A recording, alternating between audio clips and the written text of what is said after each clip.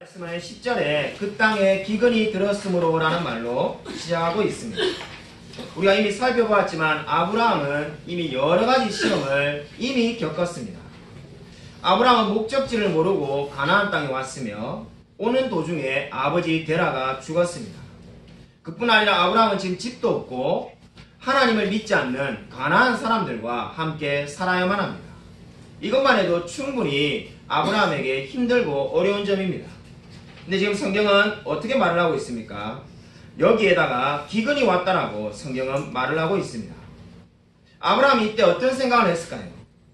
어떻게 약속의 땅에 왔는데 기근이 올 수가 있는가라고 생각하였을는지도 모릅니다. 분명히 아브라함은 갈대아 우르와 하란에서도 기근을 겪어보았을 겁니다. 근데 문제는 무엇입니까? 바로 여기가 약속의 땅이라는 데 있습니다. 하나님이 그렇게 보내신 그 땅에 왔는데 왜 기근이 오는가?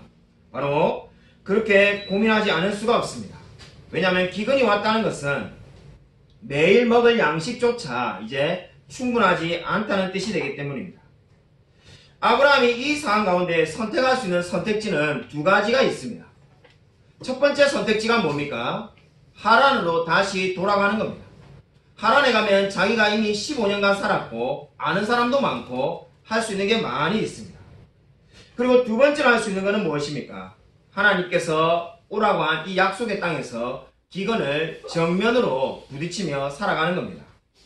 두 가지의 길이 있는데 아브라함은 두 가지 모두 선택하지 않고 제3의 길인 애굽으로 내려갔다라고 성경은 말을 하고 있습니다.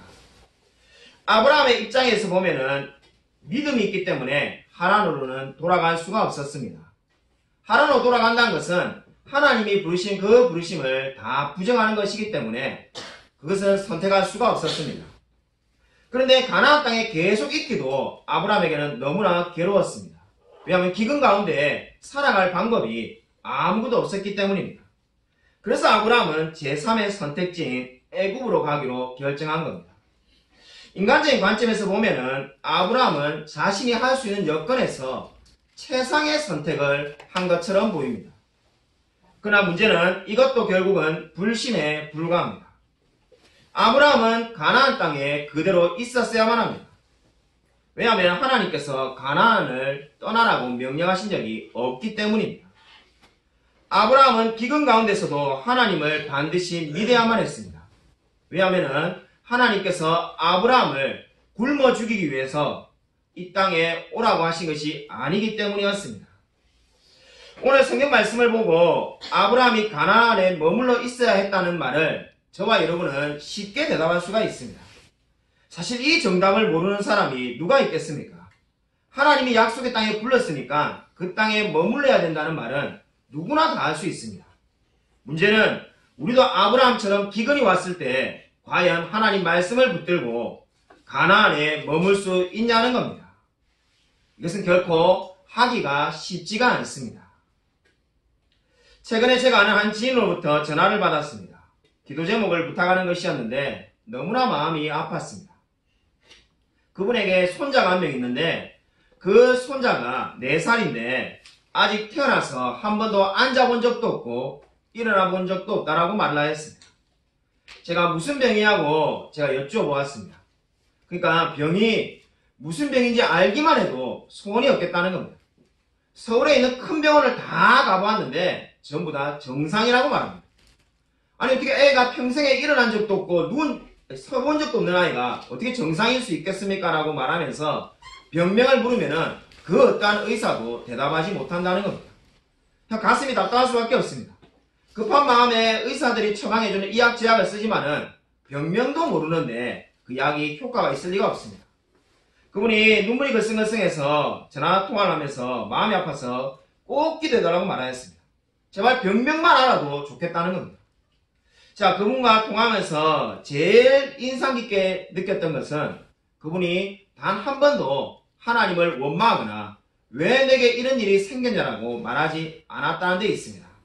그분은 그냥 상황을 말하면서 자신이 이기게 해달라고 극복하게 해달라고 말했을 뿐입니다. 여러분, 우리가 많은 사람들이 고난이 다가오면 먼저 하나님을 원망합니다. 왜 하나님께서 믿는 자들에게 고난을 허락하시는 걸까요? 이 약속의 땅에 기근이 오면 그 땅이 뭐가 됩니까? 바로 광야가 되는 겁니다. 왜 하나님은 아브라함에게 약속의 땅에 오라고 해놓고는 그 땅을 광야로 만들어 버리신 걸까요? 고난을 통해서 하나님께서 주시고자 하는 영적인 교훈이 무엇입니까? 스펄전 목사님의 설교집에 이런 이야기가 나옵니다. 두 성도가 있는데 한 성도가 어느 성도에게 이렇게 물었습니다. 요즘 어떻게 지내십니까? 그러자 그 성도가 너무나 어려움을 겪고 있지만은 그럭저럭 지내고 있습니다. 이렇게 대답합니다. 그러자 질문했던 성도가 어려운 상황 가운데서 무엇을 하고 있습니까? 이렇게 말을 했습니다. 어려운 상황 아래서 무엇을 하고 있습니까? 라고 물었습니다.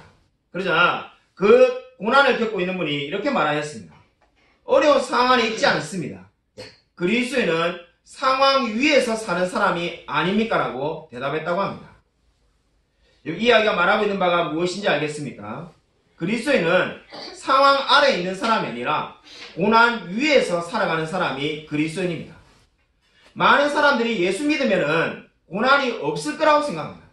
아니 적어도 내가 원래 고난이 10개 왔다면은 1년에 이제 9개, 8개 좀 적게 오겠지라고 막연하게 생각합니다. 그러나 실제 신앙생활 해보면 어떻습니까? 예수 믿기 전에 온 고난의 개수와 예수 믿어도 오는 고난의 개수가 똑같습니다. 더 많이 올는지도 모릅니다. 그러면 무슨 차이가 있냐라고 이제 물을 수밖에 없습니다. 오늘 우리 학습과 세례받은 분들에게도 늘 고난이 올 겁니다.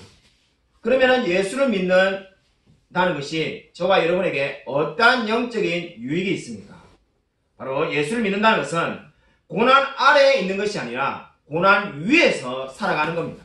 왜냐하면 모든 고난은 하나님께서 주시며 하나님께서 그 모든 것들을 움직이고 계시기 때문입니다. 그러므로 그리스도인은 고난이 없는 사람을 사는 것이 아니라 고난 위에서 고난을 이기며 사는 사람입니다. 이 위대한 진리를 믿으십시오. 11절부터 13절을 보시면은 애굽에 다다랐을 때 아브라함은 아내 사라에게 아내가 아닌 누이라고 말하자고 제안합니다. 그 이유가 뭔가? 11절에 사레가 아리따운 여인이었기 때문이라고 말을 하고 있습니다. 당시에 사레의 나이가 65세였습니다. 제가 제일 처음에 거듭나고 난 다음에 성경 읽을 때는 아브라함이 착각해서 자기 눈에만 아내가 아름답게 보이겠구나 이렇게 생각했습니다. 근데 성경을 꼼꼼하게 해보니까 어떻습니까? 14절에 애굽 사람들도 여인이 사레죠. 심히 아리따움을 보았고 이렇게 되어 있습니다. 그러니까 아브라함이 착각하고 있는 게 아니라 모든 사람들이 사레를 차지하려고 노력한다는 겁니다.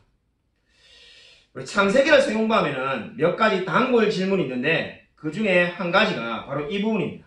많은 성도님이 여기서 의문을 품습니다. 목사님 어떻게 65세 되는 사람을 모든 사람이 아름답다라고 서로 차지할 수가 있습니까? 이게 상식으로 말이 안 되는 이야기입니다. 이렇게 말하는 분들이 많이 있습니다. 여기에 대해서 수많은 견해가 있는데 크게 두 가지로 이해해 볼 수가 있습니다. 어떻게 사례가 이렇게 아름답게 보일 수가 있는가? 두 가지 견해가 있습니다. 첫 번째 견해는 당시의 애굽 사람들은 함족이었습니다. 함족은 피부가 까무잡잡했는데 제 같은 사람이요. 피부가 까무잡잡했는데 아브라함과 사레는 셈족이었습니다. 피부가 하얗고 희고 아름다운 사람입니다. 그러니까 어떻게 된다는 겁니까? 피부색이 까만 그 애굽 사람들이 피부색이 다른 아브라함과 사레에 대해서 관심을 가지게 되었다는 것이 첫 번째 견해입니다.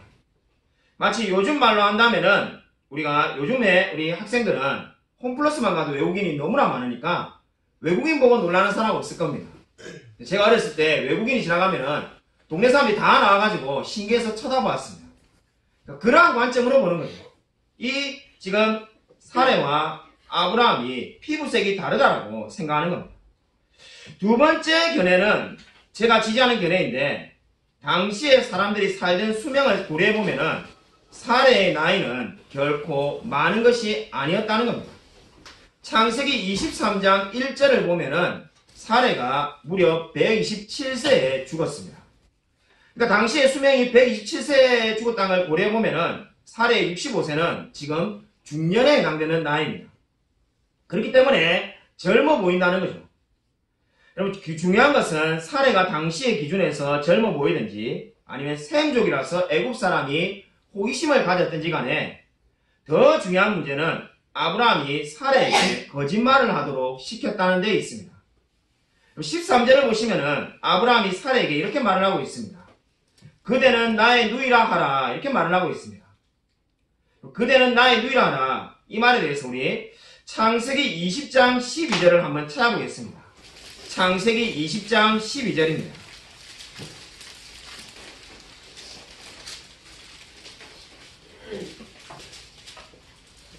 창세기 20장 12절입니다. 몇 장만 뒤로 넘어가 보시면은 창세기 20장 12절이 있습니다. 다 찾으신 줄 알고 같이 한 목소리로 읽겠습니다. 네, 시작. 또 그는 정말로 나의 이복누이로서 내 아내가 되었습니다. 네, 지금 아브라함이 너는 나의 이복누이라고 말하자, 애굽에 가면 그렇게 말하자고 했는데 원래 이복누이인 것이 맞습니다. 근데 결론이 어떻게 된 겁니까? 이복누이였지만은 이제 아내가 되었습니다. 그러니까 지금 아브라함은 사례에게 완전 새빨간 거짓말을 지금 시키고 있는 건 아닙니다. 그냥 완전히 없던 일을 지어내서 말하는 게 아니라 원래 이복누이였고 이제 아내가 되었는데 그 진실 중에 절반만을 이야기하자는 겁니다. 우리가 많은 거짓말들이 사실 이렇습니다. 완전히 사실이 아닌 걸 이야기해가지고 누가 믿어주겠습니까? 근데 진실이 있는데 그 진실의 일부분만 이야기하면은 그게 교모한 거짓말이 됩니다. 지금 바로 아브라함이 그렇게 하자는 겁니다. 자기가 생각할 때 원래 이복누이였으니까 그 이복누이인 것만 말하자는 겁니다. 그런데 그것도 결국은 어떻습니까? 거짓말입니다. 거짓말이라는 것이 없는 이야기를 해야만이 거짓말이 아니라 진실을 조금만 이야기하는 것이 거짓말입니다. 여러분, 이 아브라함의 거짓말이 충격적인 이유가 어디에 있습니까? 창세기에서 아브라함이 하나님의 약속을 받은 이후에 첫 번째로 하는 말이 거짓을 말하는 겁니다. 창세기에 지금 아브라함이 첫 번째 하는 말이 바로 이 말인데 그 입을 열자마자 거짓을 말하고 있습니다. 이것은 우리가 인간이 얼마나 연약한 존재인지를 단적으로 보여주고 있습니다. 여러분, 우리가 왜 거짓을 말할까요? 거짓을 말할 때 내게 뭔가 이익이 온다라고 믿기 때문입니다. 세상에 그 누구도 손해보려고 거짓말하는 사람은 아무도 없습니다. 제가 부교육자로 있을 때 중고차를 150만원 주고 산 적이 있었습니다. 근데 그 차가 산지 일주일 만에 제네레이터가 고장이 났습니다. 그래가지고 제가 몇십만원 들여가지고 제네레이터를 고쳤습니다. 근데 중고차 딜러에게 생각해보니까 제가 사기당했다는 생각이 들어가지고 따져서 물으니까 원래 좋은 차인데 목사님이 잘못 타서 그렇다는 겁니다. 차를 일주일 동안 잘못 타봐야 얼마나 잘못 탈까 이런 생각이 들었지만 이미 샀기 때문에 어쩔 수 없다고 생각했습니다. 그러고 난 다음에 한 달쯤 지나니까는 펜벨트가 끊어져서 차가 도로 가운데 섰습니다. 지금 생각해보면은 큰 사고가 안 난 게 정말 다행이었습니다. 그때 같이 사회가던 부목사님이 저하고 거의 비슷한 때에 중고차를 한 대 사셨는데 300만원을 주고 샀습니다. 그분 차를 물어보니까는 한 번도 사고 당하지 않고 차가 고장나지도 않고 한 달 동안 잘 가는 겁니다. 제가 불러서 이야기를 물어보니까는 그분이 제게 이래 말했습니다. 목사님, 차에 관심이 없잖아요. 제가 정말 차에 관심이 없습니다. 차에 관심을 가져야 중고차에 사기를 안 당합니다. 이렇게 말하였습니다. 제가 사기를 안 당하려면은 차에 관심을 많이 가져야 되겠구나 이렇게 생각하고 있을 때였습니다. 그로부터 또 한 달이 지났는데 그 목사님이 어느 날 풀이 줘가지고 교회에 나왔습니다. 왜 그렇게 기분이 안 좋냐고 물으니까 방금 차를 폐차하고 왔다는 거예요. 차에 미션이 나와가지고 차를 도무지 고칠 수 없어서 폐차했다는 거예요. 가만히 생각해보니까 어떻습니까? 제법 차 잘못 샀다고 그랬는데 나는 펜벨트 고장나고 제네레이터 고장나도 차가 가긴 가는데 이건 아예 차를 폐차해버렸습니다. 제보다 배로 비싸게 차를 샀는데 그분도 민망한지 핑계 댈 것이 없으니까 제가 이렇게 말했습니다. 세상에 왜 이렇게 거짓말하는 사람이 많은지 모르겠습니다. 저도 속았습니다. 이렇게 말을 하였습니다. 여러분, 왜 많은 사람들이 거짓을 말할까요? 그것은 바로 큰 이익을 얻기 위해서입니다. 아브라함도 지금 거짓말을 사례에게 시킨 이유가 어디 있습니까? 거짓말을 안 하고 진실로 그냥 자기 아내라고 말을 하면 안 되겠습니까? 자기 아내라고 소개하면은 애굽의 왕이 자기를 죽이고 아내를 빼앗을 거라고 생각했습니다. 그러니까 거짓말하는 게 아브라함 자신에게 안전을 가져준다라고 믿고 있었습니다. 정말로 아브라함이 생각한 것처럼 거짓말을 했기 때문에 안전해졌을까요? 그렇지 않다는 것이 15절과 16절에 나옵니다. 여러분 15절과 16절을 보면은 아브라함은 거짓말에서 이익을 얻기는커녕 오히려 사례를 빼앗길 위기에 처하게 되었습니다.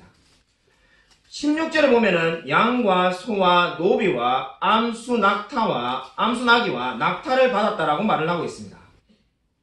여기에 나오는 이 동물들을 받은 이유는 혼수품으로 받은 겁니다.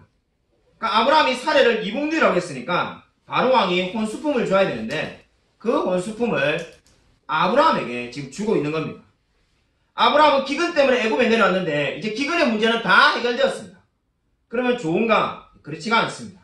정작 가장 중요한 아내를 지금 빼앗길 위기에 처하게 되었습니다. 이것이 죄의 결과입니다. 분명히 아브라함이 거짓말을 할 때는 아내를 빼앗기는 상황까지 생각하지 못했을 겁니다. 그러나 아브라함이 이제 아내에게 거짓을 말하라고 시키고 난 다음에 어떤 결과가 나옵니까? 죄는 또 다른 문제를 낳게끔 되어 있습니다. 그럼 문제가 무엇입니까? 문제는 아브라함이 죄를 지었다만 있는 것이 아니라 하나님의 약속이 지금 취소될 위기에 처하게 되었습니다. 하나님께서 아브라함을 통하여 큰 민족을 이루게 하실 거라고 말씀하였는데 이제 그 약속은 이루어지지 않을 위기에 처하게 되었습니다. 사레가 바로왕과 결혼하면은 어떻게 아브라함과 사레를 통해서 큰 민족을 이루며 메시아가 올 수가 있겠습니까? 그래서 하나님께서 이 아브라함의 문제에 직접 개입하기로 하십니다. 그것이 바로 창세기 12장 17절입니다. 우리 창세기 12장 17절을 같이 함께 읽겠습니다. 네, 시작. 여호와께서 아브라함의 아내 사레의 일로 바로와 그 집에 큰 재앙을 내리신지라. 하나님께서 갑자기 지금 등장하고 계신데 바로와 그 집에 큰 재앙을 내리신지라고 성경이 말씀하고 있습니다. 사실 인간적으로 보면 바로는 너무 억울합니다. 바로가 잘못한 거라고는 아브라함 말을 있는 그대로 믿은 것밖에 없습니다. 이 세상의 관점으로 보면은 지금 혼나야 될 사람이 아브라함이 더 많이 혼나야 됩니다. 근데 성경은 어떻게 말을 합니까? 하나님께서 아브라함에게는 아무런 벌도 내리지 않고 바로에게만 큰 재앙을 내리셨다라고 말을 하고 있습니다. 여러분 바로에게 내린 재앙은 어떠한 것일까요? 물론 성경이 무슨 재앙이다라고 분명히 말하고 있지 않기 때문에 우리가 분명히 알 수는 없습니다.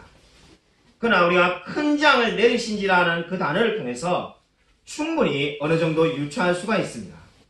큰 재앙을 내리신지라는 그 단어를 보면은 원어로 병으로 사람을 칠 때만 이 단어가 사용이 됩니다.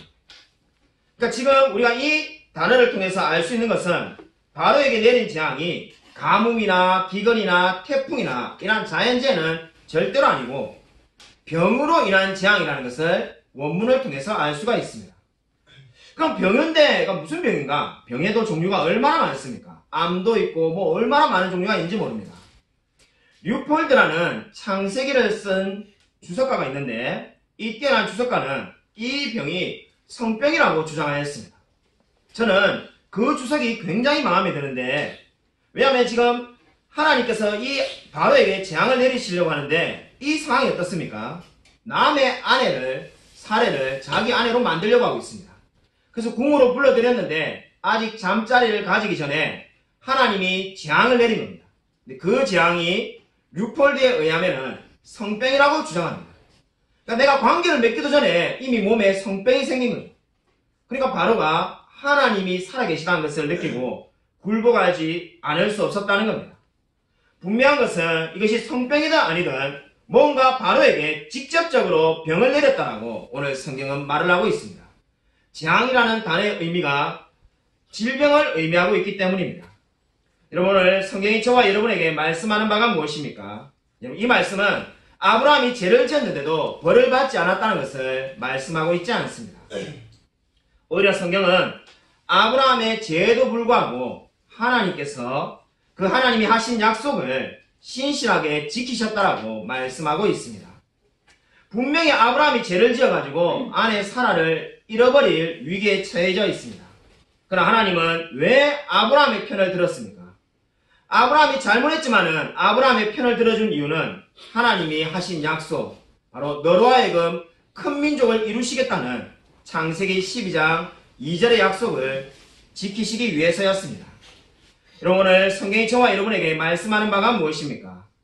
이 아브라함에게 난 이 사건은 하나님께로 아브라함을 더 가까이 가게도 만들 수 있었고 아니면 더 멀어지게 만들 수도 있는 그러한 사건이었습니다. 사실 우리에게 일어나는 모든 일들이 다 마찬가지입니다. 우리에게 일어나는 모든 일이 그 일로 인하여서 하나님을 더 깊이 알아갈 수도 있고 하나님으로부터 멀어질 수도 있습니다. 그렇기 때문에 모든 일들이 다 영적인 시험입니다. 만약에 아브라함이 가나안 땅에 그대로 머물러 있었다면 어떤 일이 벌어졌을까요? 아브라함은 기근 가운데에 미리 예배해 두신 하나님의 놀라운 일들을 체험하게 되었을 겁니다. 그리고 아브라함의 믿음은 더 성장했을 겁니다. 그러나 아브라함이 그 믿음을 가지지 못하고 애굽으로 갔기 때문에 죄에 빠지고 큰 굴욕을 당하게 되었습니다. 그러므로 이 아브라함의 이야기는 사실상 우리의 이야기입니다. 저와 여러분이 고난이 오면 어떻게 반응합니까? 저도 늘 그렇습니다만은 왜 하나님이 내게 고난을 허락하시는가? 이 말이 제일 먼저 나옵니다. 인생이 평안하다가 어려움이 오면은 왜 하나님이 내게 이런 일을 했을까? 왜 이런 일을 허락하셨을까? 이런 일을 허락 안 해도 될 건데 이런 생각이 먼저 듭니다. 그러면서 또 어떤 생각이 드냐면은 좀 더 심해지면은 하나님이 나를 버리시는구나. 그러면서 쉽게 낙담하고 좌절합니다. 그러나 오늘 성경 저와 여러분이 어떻게 말씀합니까? 이렇게 고난이 다가오면은 이렇게 고백하십시오. 나로 하여금 하나님께서 또 하나님을 의지할 기회를 주시는구나. 이렇게 고백하시기 바랍니다. 고난이 있기 때문에 하나님을 더 의지할 수가 있습니다. 그러므로 고난을 피하지 마십시오. 고난을 하나님께서 우리를 위해 놀라운 일을 계획하고 계심을 보여주는 겁니다. 고난을 통해서 하나님이 얼마나 위대한 분인지를 저와 여러분이 알게 되어 있습니다. 물론 우리가 가나안에 머무는 것이 애굽으로 가는 것보다 훨씬 더 어렵습니다.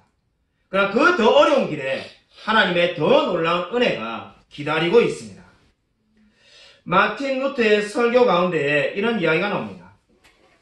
어느 날 사탄이 부하들을 불러가지고 보고를 받았다는 겁니다. 첫 번째 부하가 무엇을 하고 왔는지 이 세상에서 이제 사탄 대장에게 보고를 합니다. 자기는 첫 번째 부하가 이렇게 일을 했다는 겁니다. 사막에서 야수들을 풀어가지고 그리스도인들을 다 죽여가지고 지금 사막에는 그리스도인의 뼈만 남은 시체만 가득하다는 겁니다.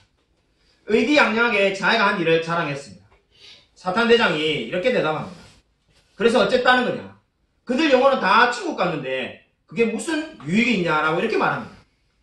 그저 두 번째 부하가 저는 폭풍을 일으켜서 그리스도인들을 실어가는 배를 다 바다에 빠뜨려서 다 죽게 만들었습니다. 이렇게 말을 했습니다. 그저 사탄 대장이 더 붕괴하면서 이렇게 대답합니다. 그게 무슨 소용이 있냐? 그들 다 구원받았고 지금 다 천국에 갔다. 그런 것은 다 헛된 일이다. 이렇게 대답합니다. 마지막으로 세 번째 부하가 왔는데 이렇게 말을 합니다.